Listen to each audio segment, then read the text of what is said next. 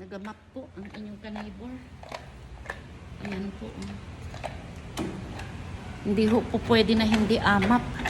Kasi po yung mga baon ng mga bata, para po baga ng dami ng ano, ng mga butter or ano ba yung nalagay nila doon. Napaka-oily po ng pagkain. Ay once po na naglakad yung mga bata pagkatapos mag-recess, madulas na po yung aming floor. Ayan. Kaya kailangan po na inamap. Kailangan imap. Map.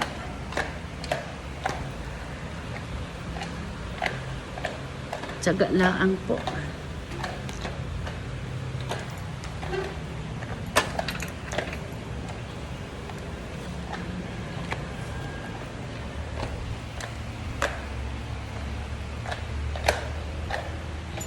Ay.